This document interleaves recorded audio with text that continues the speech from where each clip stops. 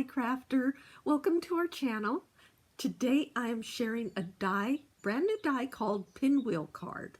Now let me show you a little bit. This is a sample I made earlier, but it is a pinwheel that goes around and around and around, and then it also has this little dimensional piece that pops up. Plus there are pieces to say happy birthday, and then there's cupcakes, several different types of cupcakes. So I'm going to show you how to make this pinwheel card. It actually is very, very easy. In this die set, there are 20 pieces.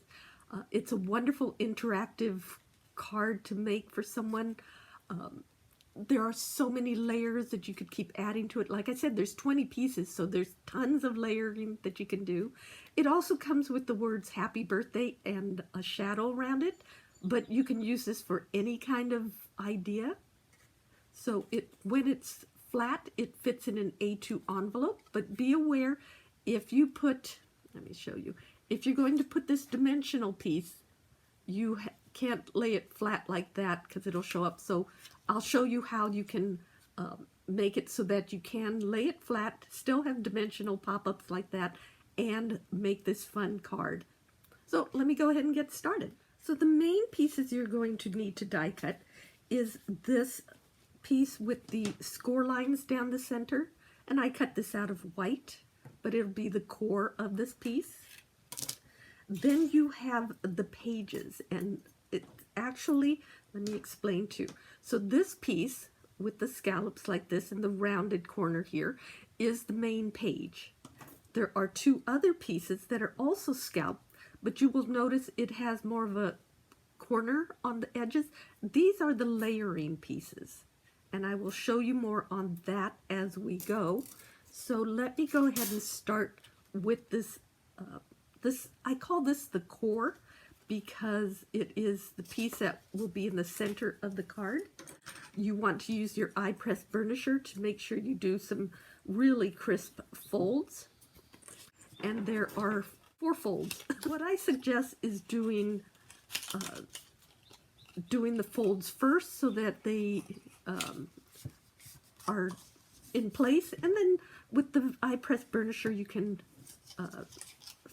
enforce the fold itself. I suggest you fold it flat like this. I'm using liquid adhesive. I would suggest a very strong adhesive here because it's going to take a lot of movement and pressure on this piece. And once you have it like that, you really just need to press this side down to hold it together and fold it like this. And again, press everything together. I just rotate it through so that it has a pressure on that adhesive from all sides. So this is the main part of the card. I die cut all the pieces in different colors here. Now you'll see that I cut a small and a medium insert and then the larger page piece. So what I'm going to do, I'm going to set these aside, and I laid these out initially so that I knew where I was going, what colors I was going to do. So to start, you want to work on one of these tall strips. You might want to do a variation. I think you could do a tape runner down the middle for some hold, and then I recommend, again, really strong so you have a good hold, and I recommend liquid adhesive. You don't need to do both. I'm just saying it was, I want to make sure it just holds really well. And you just want to press it like that. Okay. And as we go, you'll see on this bigger piece, you want to adhere your layering panel. Now, here's a thing to note too, is that when you cut these, so here's the page. When you cut these, you want to, if you have a pattern that goes in a certain direction, you want to make sure that you die cut it on the paper in the correct direction. It's easy enough with this one, but when you come to the smaller shape, you're going to need to flip it. Remember to flip it so that when it's on the left-hand side, the pattern's facing in the correct direction. And I'll show that to you again in a minute when we get to some paper that's like that. But right now, I'm going to glue this down. And I'm just adding the layers so that the pages are embellished with a separate layer, just to add some color and interest. And I made it scalloped because I wanted it to be very cute. Move this. Now you want to save this piece on this. This will be the last piece we'll add. So now when you go to the next page, this is the back side of the next page. So I'm putting this one aside, and then I'm getting my next 3 pages, or the next 3 pieces out. This is going to glue here. This will glue on top of it, and then this will glue here. So here you can see that this does have a pattern. The leaves kind of go upwards. So when I die cut it, this is what I meant about don't cut it this way, because the pattern will be going the wrong direction. You want to make sure you cut it in the direction you need it to go. So, okay. So now I'm just going to add adhesive to this side, one of these strips. Don't go all the way across. Okay, so just on that part. And now I'm going to lay this down on it again.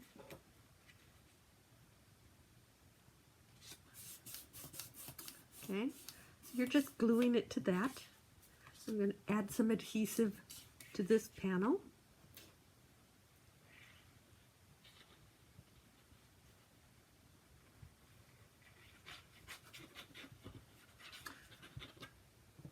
Okay.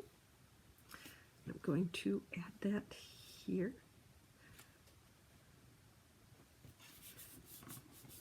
So this will be the first time I will add a panel on the left side, because it's the first time I have a panel on the left side. So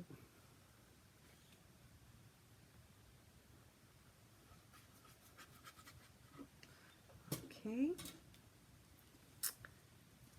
And so when you lay this in there, you just do the same thing. Center it. There's a bit of a lip around it, or a border around it. And you just glue that down. Now you go on to the next one, and I'm going to pull out my next 3 designs. So the biggest one, and I did them in solid colors, so as I turn it, you can see what goes where, because it rotates through, and it's quite fascinating to watch it go around. So I'm just gluing this.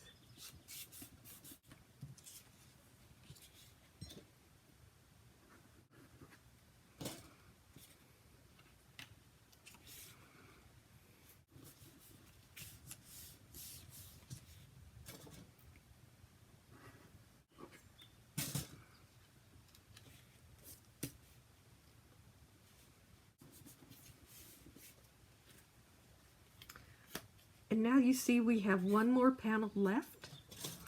So let me go ahead and add this. And I have my 3 pieces again.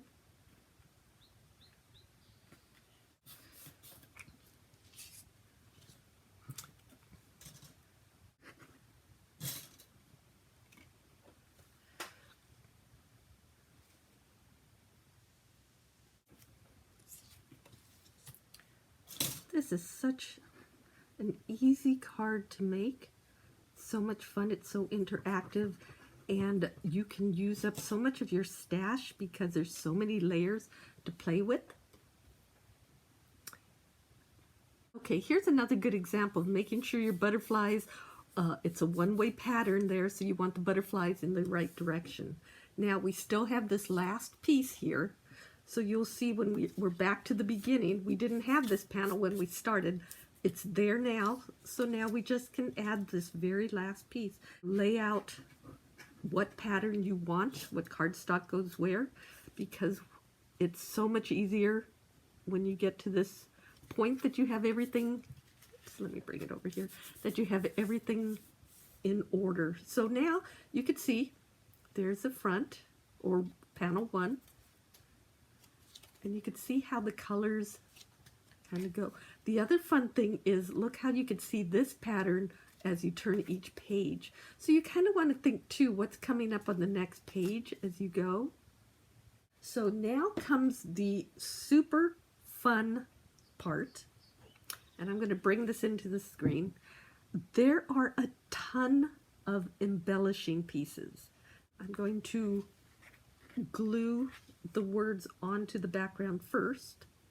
Here's a great time to use your reverse tweezers, because now your hands are free. You're not going to get necessarily glue on them.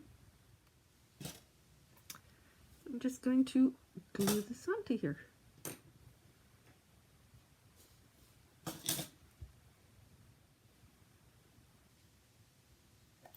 I am using my i-Quick die pick, which you can see that it's retractable, so you don't get stabbed, you don't lose a cap. I'm also using my iGrip reverse tweezers because they are so handy. And then this is my iPress burnisher. It is like a bone folder on one side, nice and flat, and then it has the ball burnisher on the other side that comes, it also comes with the foam pad so that you can shape flowers if you want. Place that there for now because I have a whole bunch of cupcakes to make. So now I'm going to adhere the edges, the cupcake edge, to the cupcake stand. Now that I have the bases together, I made a choice to make all of the cupcakes, I guess they're vanilla cupcakes. So I'm just going to turn the sound off and just start putting the cupcakes onto the card.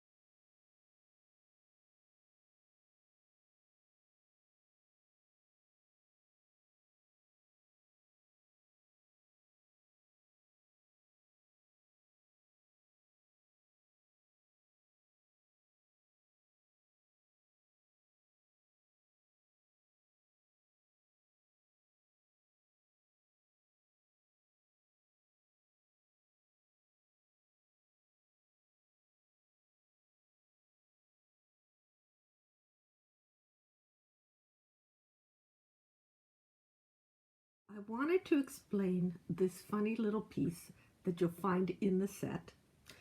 And what it does, it cuts this little strip.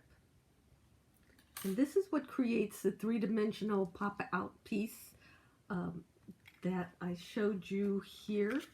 This little piece that comes out. Now the bird was just a fussy cut piece that I did from this paper, but you can see this armature that comes out that folds flat. Okay. So the trick is that you can't do this on every single flap because it will not lay flat when you mail it. Okay, so let me show you. So like here, it lays flat because it's closed off. If it were trying to lay flat like this in an envelope, it would stick out. So when you're making this and you're using this little flap, you can only do it on the opposite sides, or the sides that are not the front or back when the card is closed, if that makes sense. So what I'm going to do is I'm going to start by, I did all the creases there. I'm going to add some adhesive on one side, and I am going to not do it on that one. I'm going to lay it here, and I'm going to come down just a little bit, and I'm just going to attach it right there. Okay, then I'm going to lay it flat, and I'm closing it on the folds. And now I'm going to put some adhesive on this remaining flap and fold the card over. So now we know that it will lay flat when it mails, but you can see it pops up when it's open, and I put a little too much adhesive there. But you want to, that's how you want to attach it, so that you're sure it will lay flat when it's closed. Okay. Now, you can also do it hanging something from it, okay? So I just cut this out of the part of the cardstock from this Sunny Days collection. I just fussy cut it. You could add anything. You could add more cupcake pieces or whatever. I'm just going to adhere it here, so when it closes flat, it will be a dimensional piece. And again, you want to be sure that when it closes, that it will fit. So you basically glue it on and you close it so that it lays flat. And you could attach anything you want there. You just have to make sure it can close when the card folds flat. Folds flat. So you have the happy birthday, cupcake, cupcake, and then you have that little piece that pops out. Now there's one other piece that is special. It's this shape, and I want to say that this shape can be used on many other projects as well, but what it does, it can be used to cut, and I guess that's not the right one, but when you're making these pieces, you can die cut it into, say, this blue part, and what it does, it creates these two slots. So now you could insert a gift card, and it would hold it in the card. Now, like I said, there are these teeny tiny little speckles. Before is just put little dots on. As you can see, there's another shape that cuts out these little bit bigger dots. So you could add colored sprinkles. This is a multicolored one using the same shape as the chocolate sprinkles here. So you could do a whole bunch of different things. You could add the cherry on some. Again, there's the card. You could hang different things from there. You could do the happy birthday. And you could leave this white and write a little note on it if you want. There's a lot of different things you can do with this. But this is the Pinwheel card.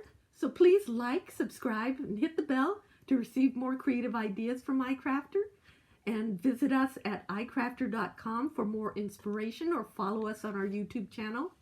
Thanks so much for watching. See you next time.